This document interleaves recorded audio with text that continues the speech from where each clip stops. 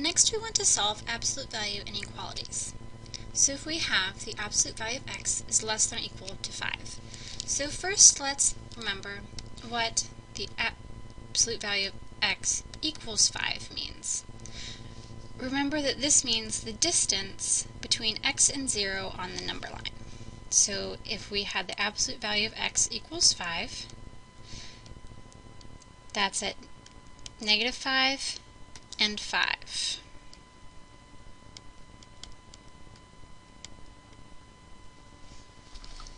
So if we say that the absolute value of x is less than or equal to 5, that means that the distance between 0 and x has to be less than 5. So that means that x can be anywhere less than 5 or greater than -5. Similarly, if we said the absolute value of x has to be greater than or equal to 5, then on our number line, that means that the distance between 0 and x has to be greater than or equal to 5.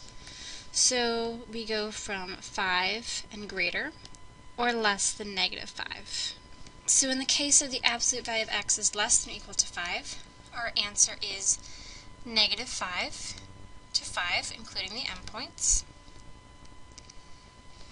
On the other hand, if we were asking the absolute value of x is greater than or equal to 5, this would be from -infinity to -5, including the endpoint, and 5 to infinity, including the endpoint of 5.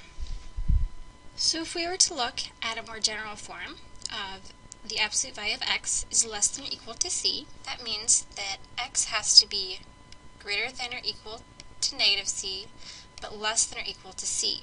So on a number line, we have c and -c. So we include our endpoints and everything in between. For the absolute value of x is less than c, then x is strictly greater than c and strictly less than c. So on a number line, we would not include the endpoints. We have open circles at our endpoints because they're not included. For the absolute value of x is greater than or equal to c, we have that x has to be less than or equal to -c, or x has to be greater than or equal to c.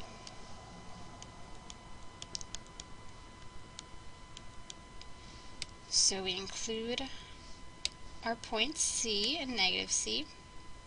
So greater than or equal to c, less than or equal to -c. And if we're doing the absolute value of x is strictly greater than c, then x has to be less than -c, or x has to be greater than c. So on our number line, we do not include the points -c and c. We have everything less than -c and everything greater than c. So if we want to solve the inequality, x, the absolute value of x minus 2 is less than or equal to 5. So this is the case, this first case here. Now notice that in our problem we have something besides just x in here. But we can still use this same setup. So we have x minus 2 has to be greater than or equal to -5, or less than or equal to 5. So what's in the middle here in our absolute value sign is still going to be greater than or equal to -c and less than or equal to c. So now we solve this inequality. So we add 2 to both sides. Let's read to all of our sides, all 3 of them. And so we have -3 is less than or equal to x, which is less than or equal to 7. So in interval notation, that gives us -3 to 7, including both endpoints. And on a number line, we have everything between -3 and 7, including the endpoints. So now you try this problem. So pause the video, try it on your own, and then come back and check your answer. So this one is a little trickier still because we have this -2 on the outside of our inequality. So we want to get just our inequality on the one side. So we're going to to add 2 to both sides so that we get the absolute value of 7x minus 1 is greater than 5. Now we're ready to find the form that we need. We need to use this last form. The absolute value of a quantity is greater than c. So we use our quantity is less than negative c or greater than c. So we have 7x minus 1 has to be less than negative 5, and 7x minus 1 has to be greater than 5. So now we solve our inequalities. So if we add 1, then we get 7x is less than negative 4, or 7x is greater than 6. Then we divide by 7.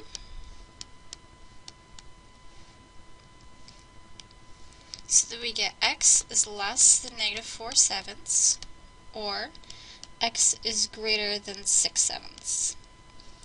So writing this in interval notation, x is less than negative 4/7, so that's negative infinity to negative 4/7, and we do not include the end, or 6/7 to infinity, and again we do not include the endpoint.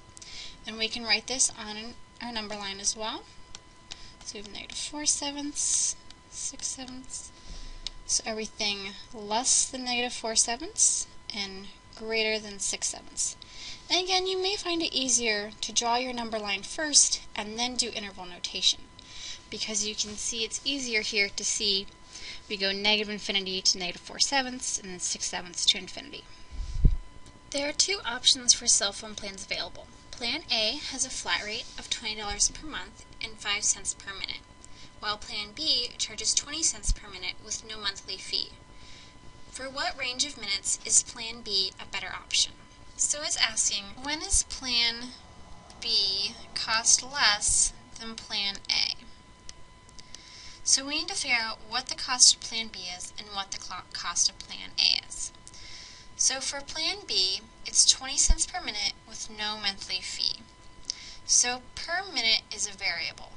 So we're going to let the number of minutes be a variable x. So for Plan B, the cost is 20 cents times the number of minutes. Then for Plan A, we have a flat rate of $20 per month. So we'll have to add that on to 5 cents per minute. So 0.05 times x.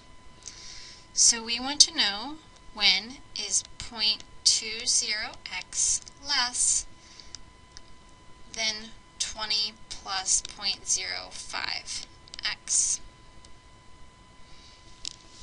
So we need to get our variable isolated on one side.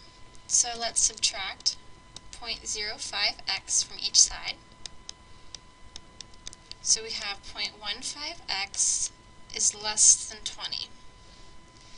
So now we're going to divide each side by 0.15.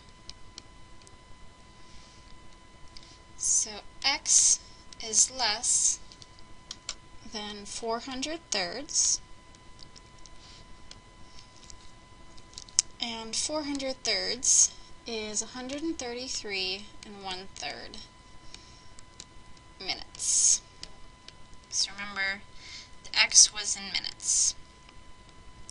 So this tells us that if our minutes are between 0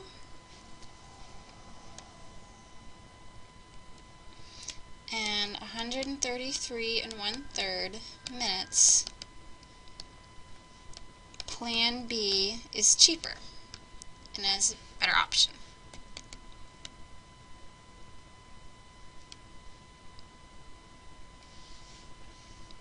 We want to know what is the interval of temperatures in Celsius that corresponds to between 0 and 32 degrees Fahrenheit. So we're given the formula to convert degrees Celsius to degrees Fahrenheit. 9/5 C plus 32 equals F. So in 0 is less then F, which is less than 32, we have this alternative way to write F, which is in degrees Celsius. So we can write 0 is less than 9/5 C plus 32, which is less than 32. And now we're ready to solve. So we're going to subtract 32 from each of our sides to get negative 32 is less than 9/5 C, which is less than 0.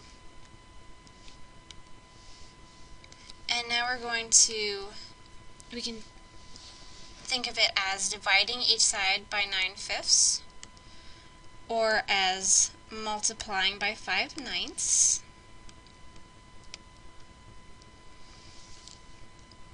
So on the left we get negative 169 is less than C, which is less than 0. So the range of temperatures in Celsius that correspond to between 0 and 32 degrees Fahrenheit is between negative 169 and 0.